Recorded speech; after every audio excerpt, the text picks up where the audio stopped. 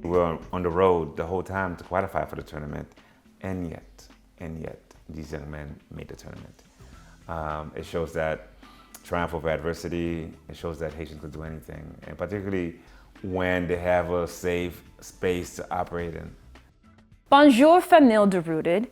We're here at the French Library in Boston to talk about Death of the Soccer God, the new novel from Dimitry Elias Leger. It is a love story set within the world of international soccer, inspired by the real events of the 1950 World Cup, when Caribbean dreams collided with global power. It comes as Haiti returns to the World Cup for the first time since 1974. Leger draws a line from the past to the present, where Haiti's return to the global stage feels both triumphant and complicated. In the U.S., Haitians face the rollback of temporary protected status. Back home, they face ongoing violence and instability, raising urgent questions about belonging, visibility, and resilience. His work asks what it means to carry a nation's story through moments of crisis and celebration at the same time. Even with this milestone, political strife keeps many Afro-Francophone literary voices unheard, from Haiti to the Congo and across the diaspora. Without them, we're nil-nil on more nuanced perspectives that show the resilience they embody every day. We know the problem. Now, let's get to the root of it. I'm Paris Alston, and this is Rooted. So your story focuses on the story of Joe Gatchins, who in real life was a Haitian soccer player who played for the USA against England in the 1950 World Cup in Brazil, another favorite team of yours, and then went on to be arrested and killed by former Haitian President Francois Papa-Doc Duvalier. Why did you find his story so compelling? Because his story was incredible. It was, and the parallels. He left Haiti as a teenager to come to America, to New York to study. I left Haiti as a teenager, come to New York to study. And he loved soccer. He was not supposed to play soccer, but he loved soccer. He was supposed to just study. But the game seduced him. And next thing you know, he was one of the best players in America. And next thing you know, he's leading America in the first World Cup after the war. And then he scores this insane goal at the last minute to beat unbeatable England. I love football, I love soccer. And but the idea of a Haitian teenager who comes to Haiti, comes to New York, does well and overachieves, felt personal. And the world needs to know this happened. And then he disappeared. No one really saw him die. So that made me think, well, suppose he didn't die. And then who was he? How did it feel exactly to leave Haiti, to come to New York and play football in New York? Where do you find the community? And what it was like to play in the World Cup? What it was like to discover Brazil? What it was like to score that goal, that moment? What did it feel like? And that led me down the rabbit hole of the novel and wondering also, who was he? Or who could he be? Who did he love? Did he have faith? Did he not have faith? Was he faithful? Was he not faithful? What were his vices? What was his family like? Because every migration story, there's a goodbye and there's a hello. The goodbye is always complicated. And the goodbye of migrant stories make for good novels. Whether you're leaving Kansas to move to Minnesota, or whether you're leaving Haiti to move to New York, it's complicated. You're always saying goodbye to somebody, to family, to a mom, to a dad, to relatives, to siblings, and to a love, or two. And you mentioned how one of the things that Gilbert, as he's interpreted in your novel, has to say goodbye to is soccer. But then he says hello to it again in this abrupt way because he gets hit with the soccer ball. But he also is then reunited with all of these people who have immigrated to New York City from all these other places. And they speak all these different languages, but they are united through the beautiful game. Yes. How does that show soccer as an equalizer across the globe, across economic status? It's one of the miracles is that football is the most democratic sport. It's literally, the word Catholic means universal. It's literally the most universal sport because it's the sport that was invented in China, commercialized in Europe, specifically England, but mastered completely in Brazil. and Argentina. Like South Americans are the best at soccer, even though these countries are economically troubled, politically troubled, black in Brazil's case. So soccer shows that anyone could be good at it. That's why it's the most popular sport in the world, because anyone could be good at it. And the best countries at it are not necessarily the richest countries at it. In fact, the 5 richest countries by GDP, only Germany has won the World Cup. The 4 others haven't come within spitting distance of it. They barely qualify. Unlike Olympic sports, because the Olympics are also popular, sports are a great equalizer. They're a great way to unify the world because they take physical strength and seemingly anyone could do it, of any body type. But the Olympic sports have a barrier of entry that's quite high. They're very expensive to become a great swimmer. Even a sprinter running from point A to point B seems simple. No, it's very expensive to train enough to become a good sprinter. That's why the richest countries win the most gold medals in the Olympics, not in soccer.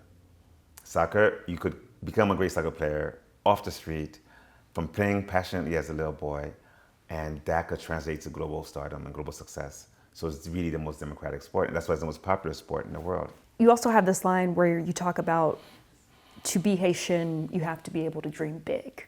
And you go on to say you have to have dreams of escaping Haiti, which you either sabotage continually or you just never find the means to execute. How does soccer enable that? But also, what are the forces that stifle that dreaming? Well, in Gilbert Chevalier's case, the hero in my novel, he came from a family wealthy enough that they could just get him a visa and send him to Colombia. But they had to convince him. He had to leave. It's always a debate. No one wants to leave Haiti. No one wants to leave the Caribbean. In fact, no one wants to leave their country. And most people don't. Most people don't. Most people would rather stay home. And those who do, they do it. There's a great French expression says, se faire violence. Basically, hurt yourself. You have to hurt yourself to want to go on an international adventure, go discover new countries. And when you live in the Caribbean in particular, the places are beautiful. 90 degrees every day. Why leave? Despite war, despite... Especially to move somewhere like Boston, right? You know what I'm saying? With the winter. So you have to have a serious bloodlust or serious desperation. In the case of poor people, in the case of those persecuted by a dictator or those fleeing violence today, your life has to be in danger to want to leave. Otherwise, people don't leave. Mm-hmm. And I wanted to illustrate that through his particular journey, even though his family could get him out of there just with a phone call, get him to Colombia, no student loans. It still was like, damn, do I have to? He had the talent and the smarts, so it made sense. But there's still always that bit of regret, that bit of, do I have to leave? And every Haitian has to face it when they have to contemplate going and staying. And everyone has to do it. Everyone with ambition has to decide where they are is good enough. And certain people are wired to believe nowhere is good enough. Certain people are wired to feel like, no, the moon is not far enough. They need to go conquer the stars. And that's also a personality thing. That's also a product of, if you have certain gifts, that's a product of genius. Joe's particular genius took him to the World Cup and the top of the world.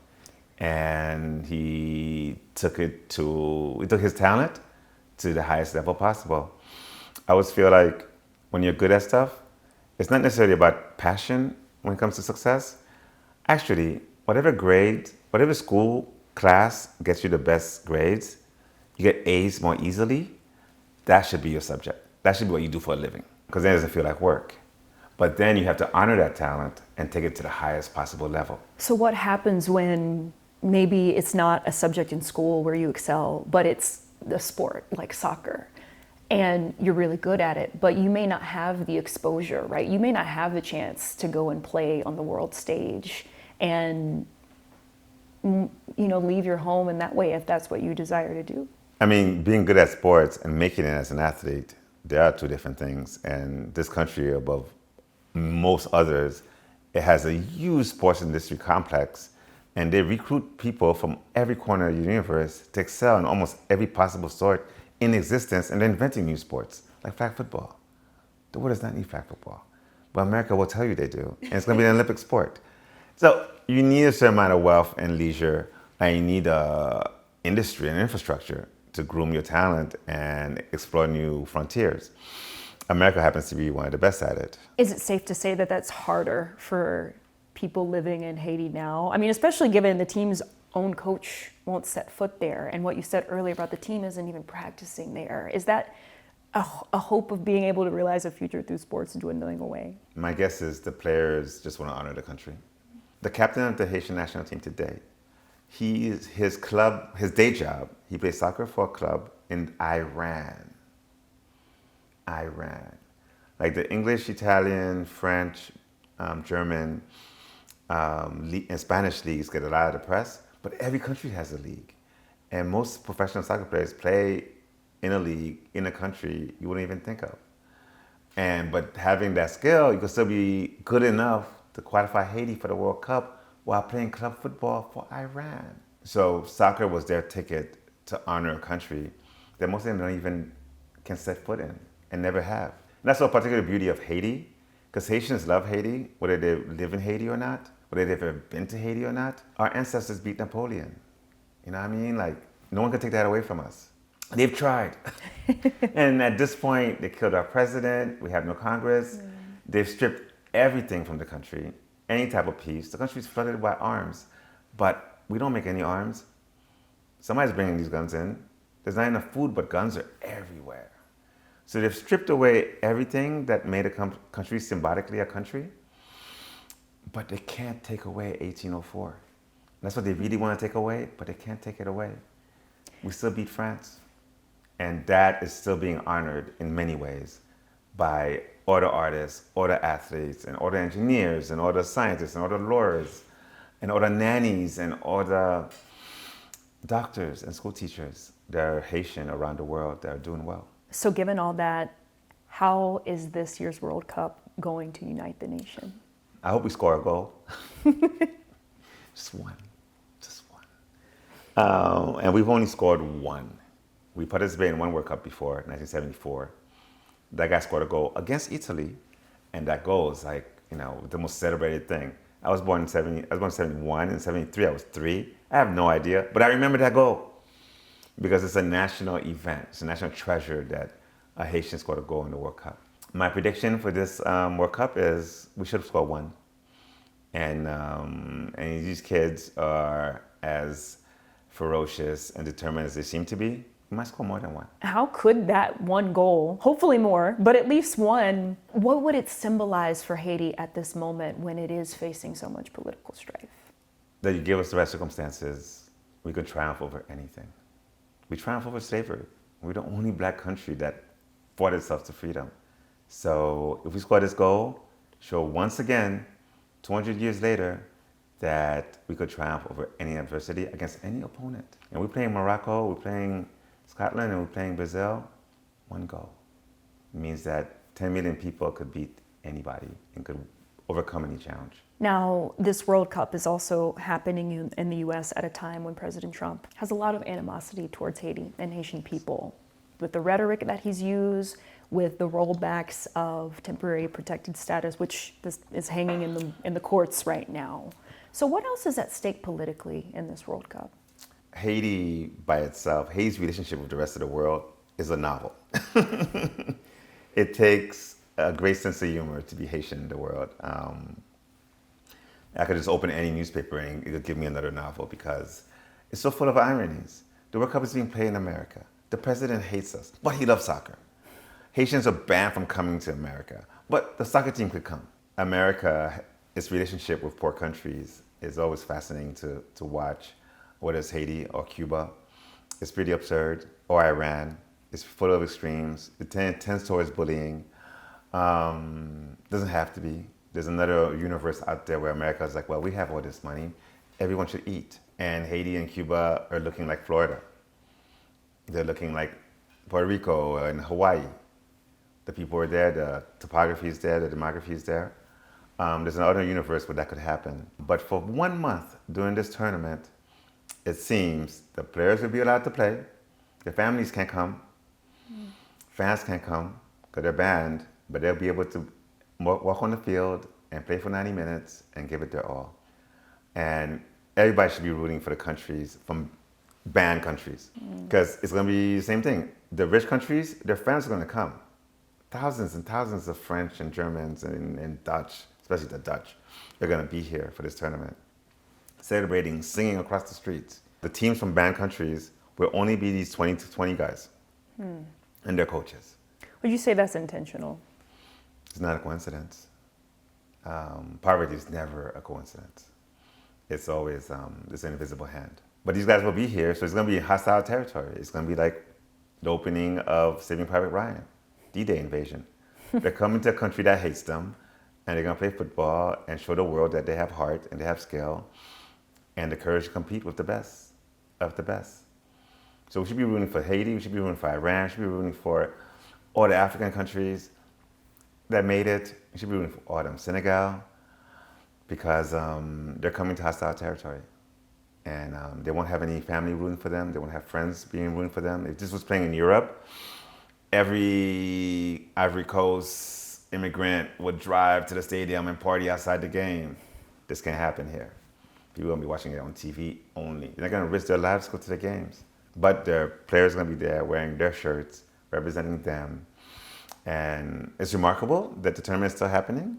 And credit to the government and FIFA that they're letting these teams come and play while banning their citizens. And it's a credit to both and to the beautiful game that this is still going to happen. These teams will be here. America will host them. And credit to America for that as well. Yeah, I mean, you're touching on the fact that, right, this is not the first time that FIFA has had some political issues, right? We know that in the 2022 World Cup, everything that was happening with Qatar. In 2018 in Russia. Yes. Like, World Cups should belong to the world, and most countries in the world are not particularly healthy. But the fact that the world wants to see these games and play in these tournaments is props to the world. Yeah. It overcomes everything, because the world has never been safe. Do you think we could reach a point where FIFA's involvement around it starts to dwindle or starts to lose its shine? I lived in the border of Switzerland. I worked in Switzerland for a long time. Switzerland seems to serve a great function in the world as something of a neutral ground. There are organizations in Switzerland, whether it's the UN and whether it's FIFA or whether it's the Olympics, they seem to be a space that they create spaces that bring the world together. So if a Swiss organization is not running it, who's going to run it? A great power? No. Now, you've been to several World Cups, but as you mentioned, a lot of fans and family members aren't going to be able to attend this one. So help paint the picture of what it's like. It's a party. Whether your team is playing or not, or the team wins or not, being there is awesome. So everybody's wearing their shirts, and everybody's rooting for the underdogs. So that's why it becomes a level playing field where people will be rooting for Haiti to score goals. People will be rooting for tiny countries. Curacao is playing to score goals because it's cool. And a lot could happen between now and the kickoff. Visa rules might get relaxed. There was some bond requirement that I've heard might get relaxed. More fans might be allowed to come from banned countries. But those who are here and those who will be at home, in the safety of their own homes, away from ICE, they're gonna be proud and happy and making their favorite foods and singing their songs and high-fiving each other. Because it happens. When my kids left home and they went to college, suddenly they asked me, hey Dad, what's that Haitian flag bandana that you always had? Suddenly, what happened to those Haitian earrings that you gave me once?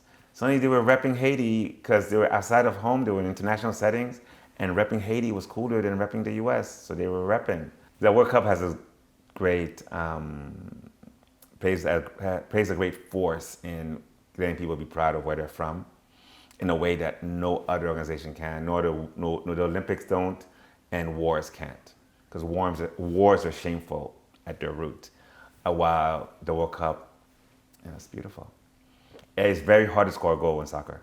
So any goal is a party. That's why most games end 0-0, 1-0. So these goals matter because they're hard to come by, whether you're rich or poor or a good team or a bad team. Mm-hmm. So we're all gonna be rooting for this, for people to root against soccer's challenges and soccer's ferocious defenses that make it so hard to score. It's like people, when they score, they react like they just won the greatest lottery of all time. So whether it's one goal or the whole thing, a World Cup victory means a lot more than a trophy, and that's something this year's fans will be keeping in mind. That's it for this episode of Rooted. Be sure to keep up with us on our social channels, and until next time, stay rooted, stay worldy, and as always, stay tuned.